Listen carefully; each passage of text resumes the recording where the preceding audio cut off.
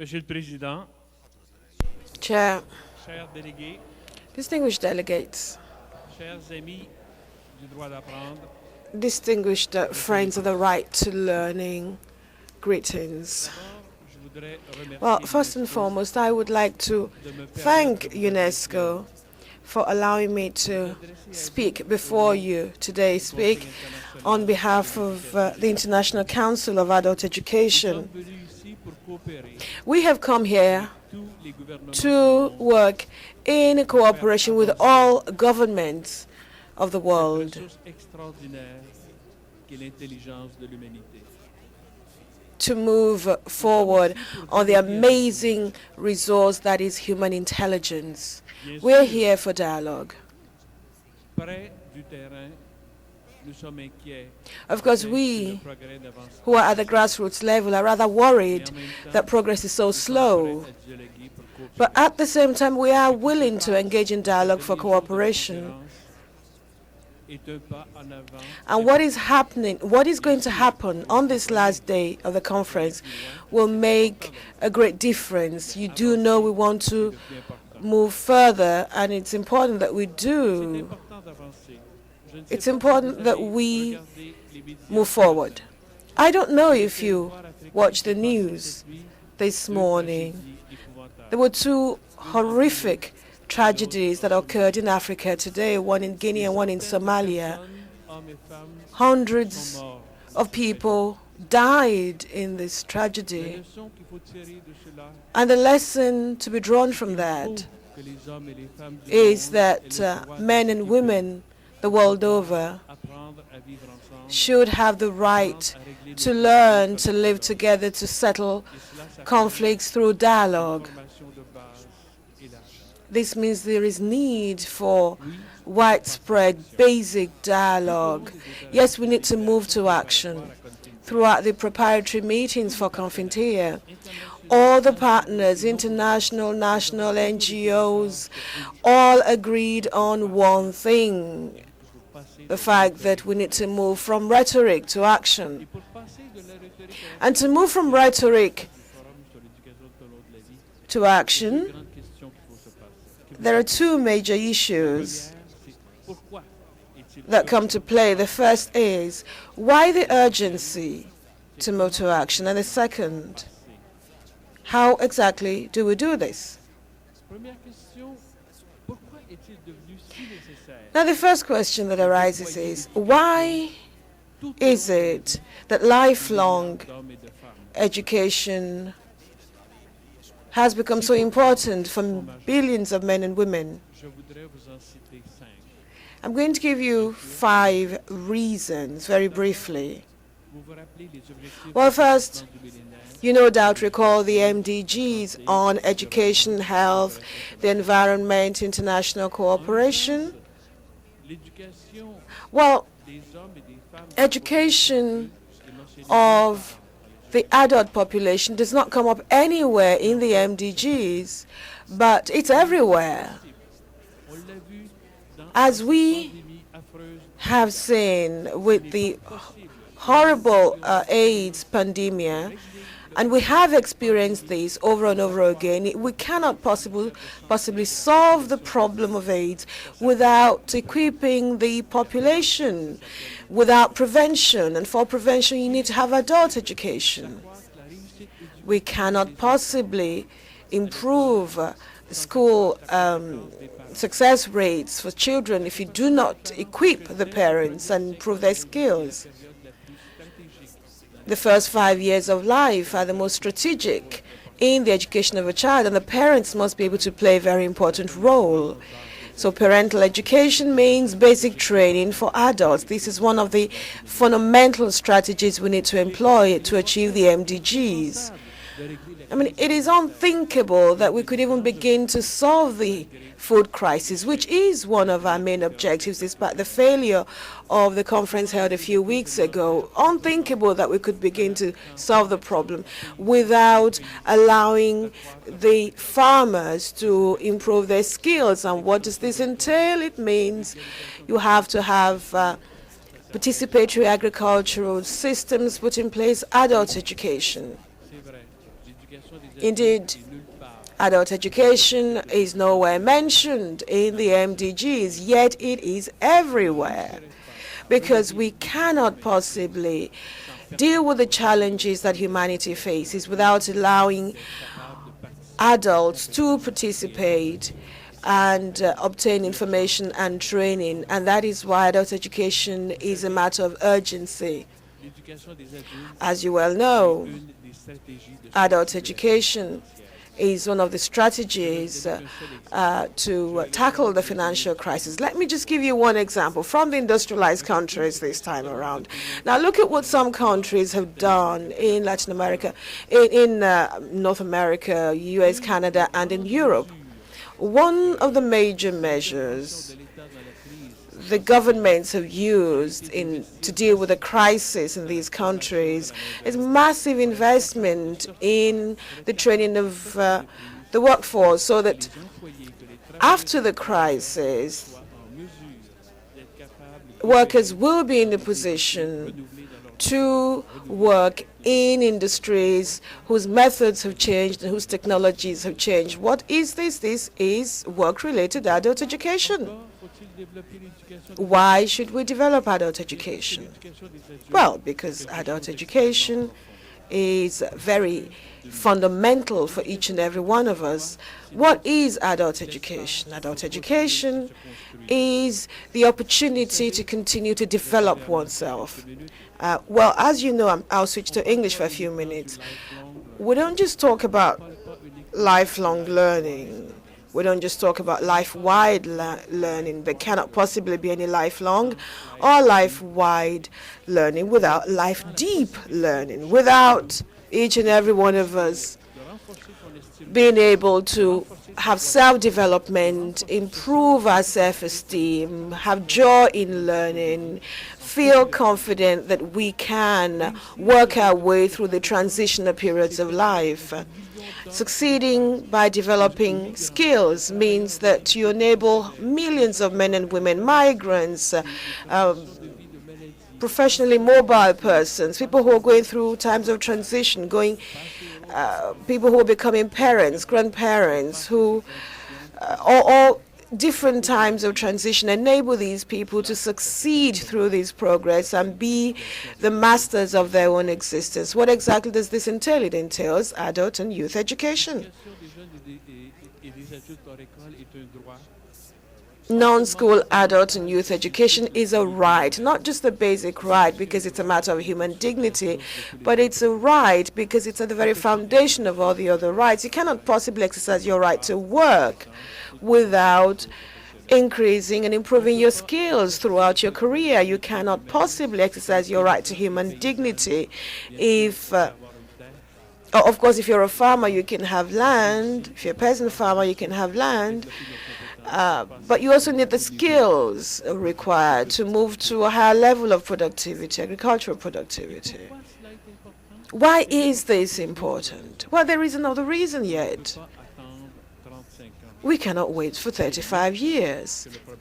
It is now that the problem arises. It is now that we have to deal with problems relating to health, to work, to inter-ethnic conflict resolution, the environment as well.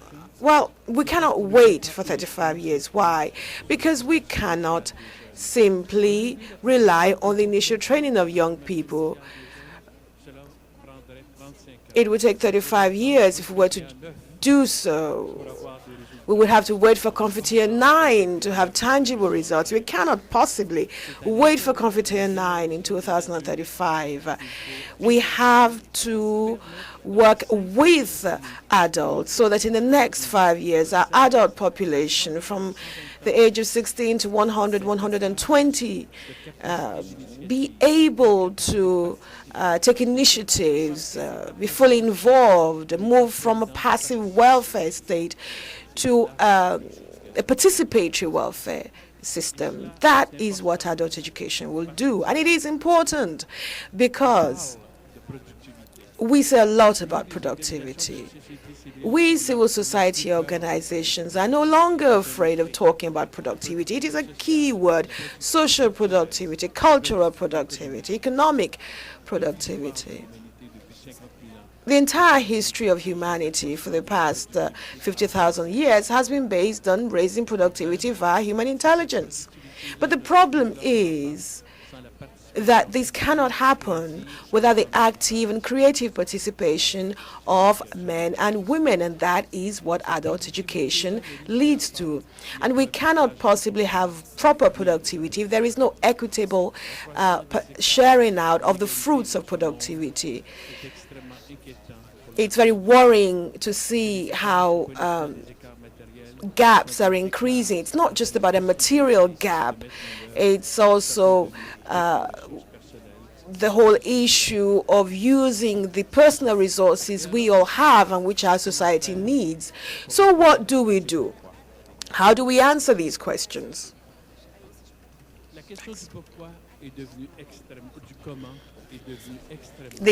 The how has become very important, much more important than the why. It is important because nothing is easy. The solutions are not easy, and we do realize that when discussing with you. The how is important also because the significant changes that the future requires must begin now, and they can only begin now if we know exactly how to go about it.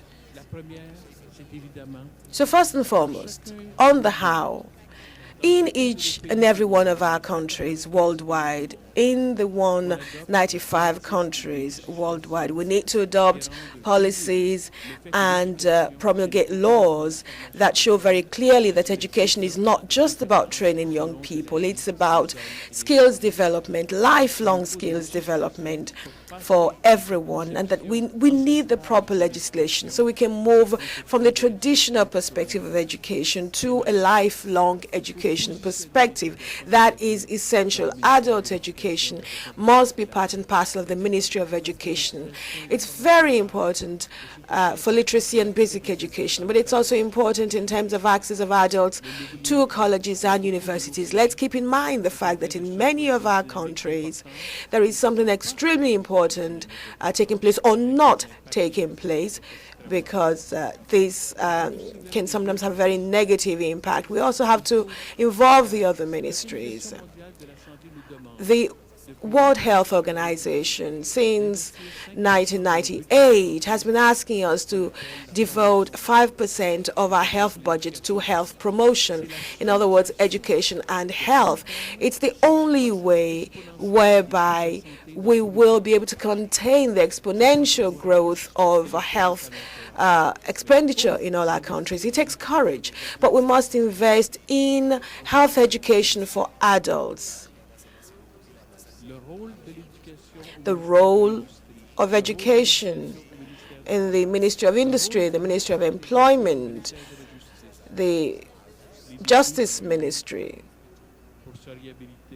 This is very important. And prisoners also need to have access to adult education so they can be properly rehabilitated. This is very important.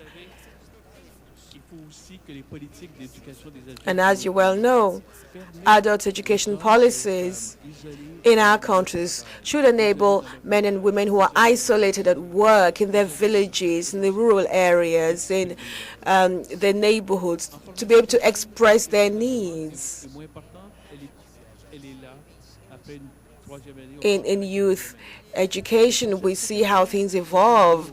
After the third year, you're thinking about the fourth year.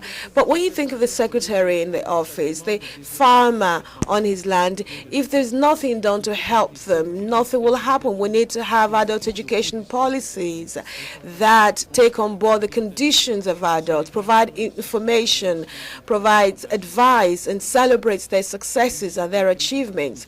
We also need to put in place the right tools. We need to have a holistic perspective.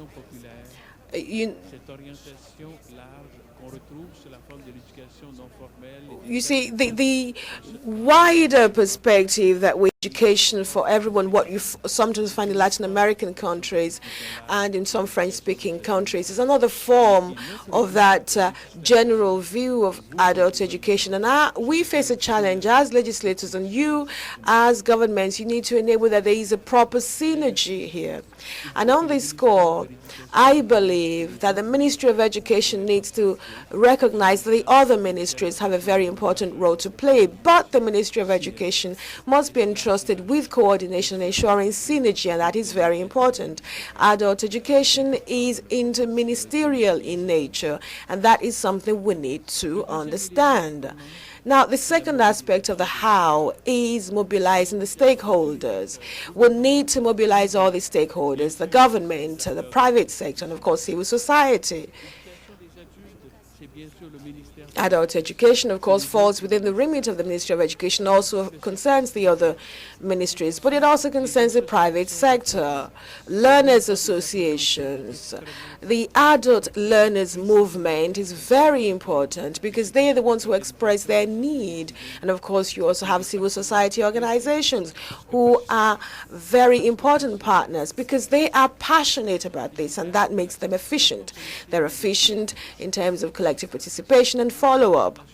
And at international level, we also need to mobilize all the resources available. The UNESCO Institute for Lifelong Learning has been working on this for several decades now, and they need to have the resources required to continue to do this extremely important work. They play the role, they act as coordinators and develop synergies and put together initiatives in all these areas. The committee is going to ask you to renew the Nairobi recommendations on adult education up to 2012. And in the next few years, experts from your countries and other organizations will be able to meet and propose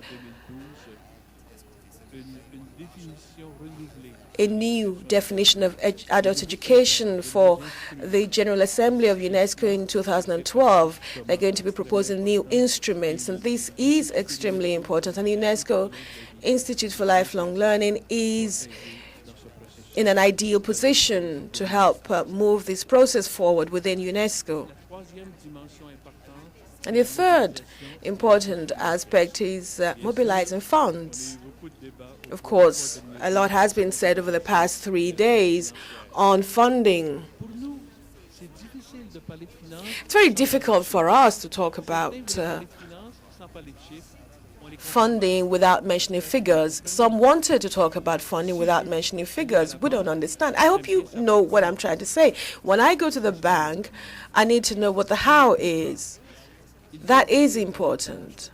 We need to invest more in adult education, all forms of adult education. We all agree on that point today, and that is a major step forward. And we're very proud that we have succeeded in having this dialogue, and the fact that we agree that we need to correct the underinvestment in adult education, all forms of adult education. What we would like in the coming years is that we be in a position to have specific targets and to see the progress being made together. Why are we emphasizing this point? Simply because we think that it's essential for action. I would like to make 3 other comments on funding. The first is that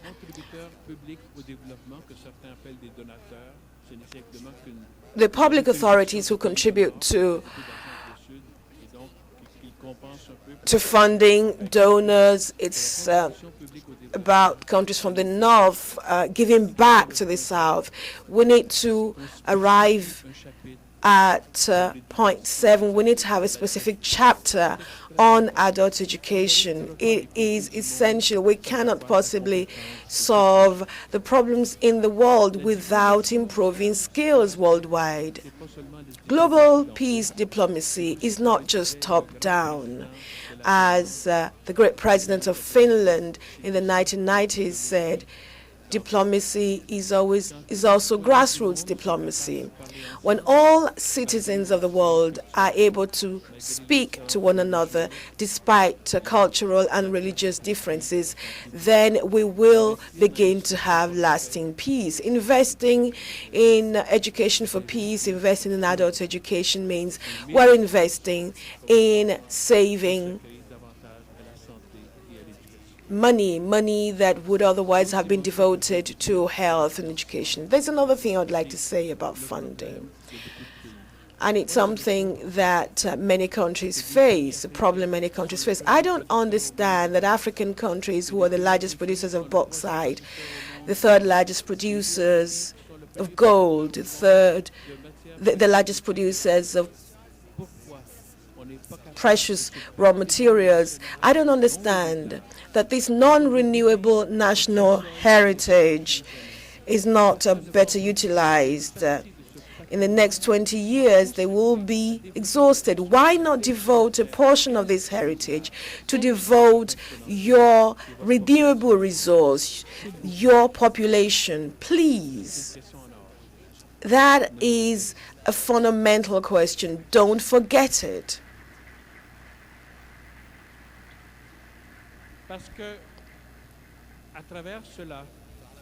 Because in so doing, you will be moving from a non-renewable heritage to one that is astoundingly useful in the future. The intelligence of men and women in your countries and in all countries. I've talked about Africa, but I could also talk about my own country. The same obtains for every single country.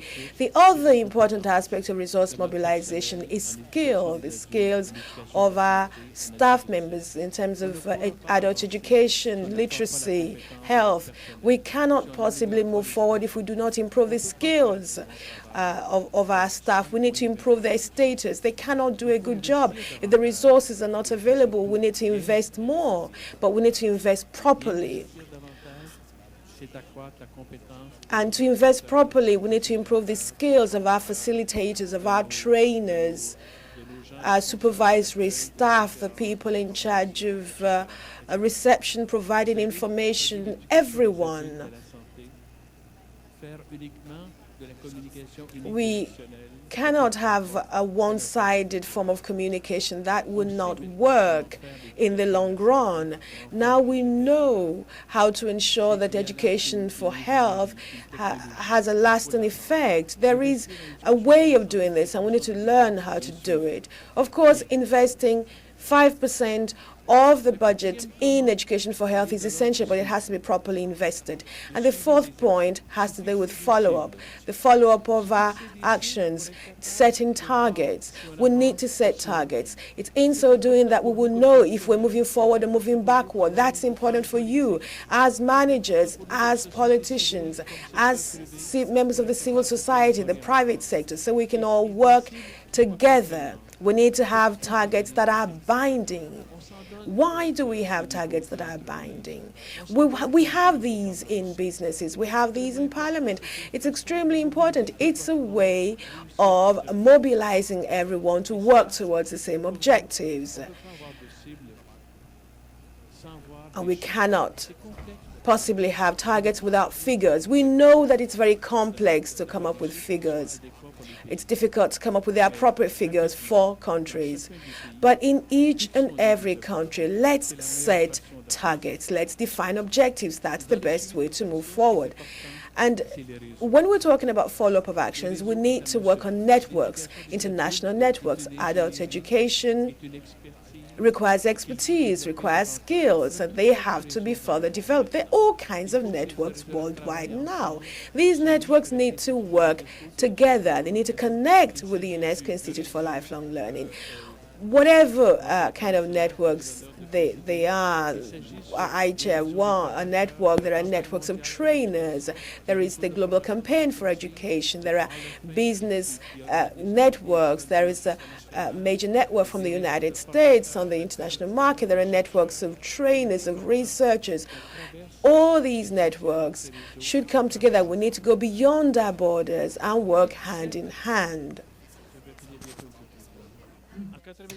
In 1987, I'm finishing soon, Chair, we had Confintea 5.